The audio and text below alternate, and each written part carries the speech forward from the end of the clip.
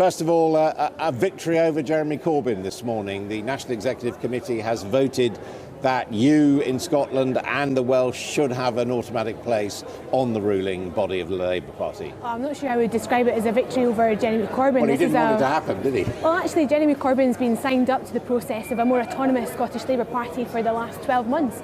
We sat down and agreed that together when we both became leaders of our respective bits of the Scottish and UK parties those 12 months ago, and have been working together for the past 12 months just on that. So yes, there's controversy around the NEC place, but this package of autonomy is far greater than that.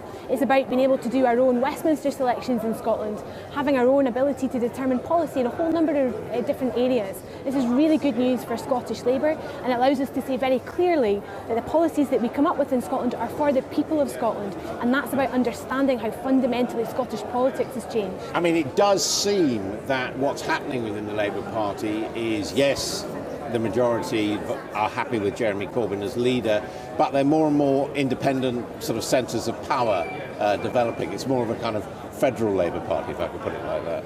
Well, I think it's very important that in Scotland people understand that I lead the Scottish Labour Party. Jeremy Corbyn got a big mandate from the UK party this weekend, 62% of the vote.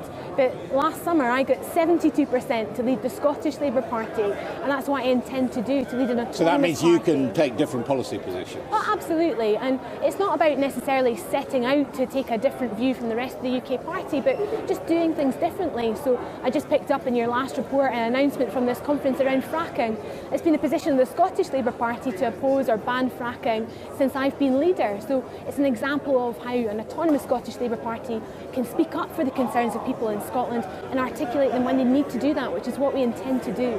Now, what about this big question of Europe? We know that Scotland voted to remain, the rest of the UK in total didn't. Are you going to take a stronger pro-EU position for a softer Brexit than Mr Corbyn might, for example? Well, actually, all 5 party leaders in Scotland were very pro-European and united to take that message across Scotland during the EU referendum. And we remain supportive of each other. I support Nicola Sturgeon's efforts to go and speak to leaders across Europe, to tell the countries across Europe that Scotland's still very much open for business. And we need to do everything we can to secure our access to the single market. That's good for Scottish business, for Scottish trade, and indeed free movement of people. And what about free movement of people? You've got to back that, you feel? I think it's very important. I think the two are intrinsically linked, and you'll see a lot of support for that in Scotland. But there's a wider question here, which is about the impact of Brexit on Scotland and how we operate in the future.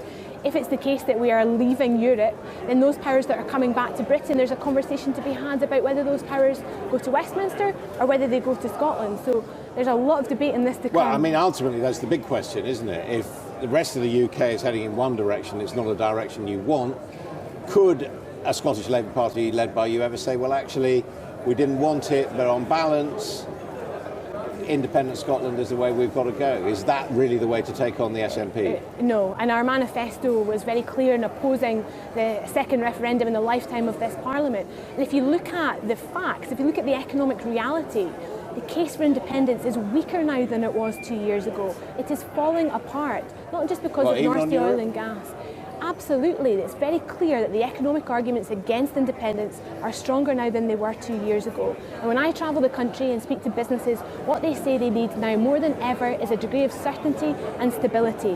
The reintroduction of a debate around independence will only perpetuate that uncertainty that Brexit brings. It's bad news for Scotland, and we stand very firmly against it.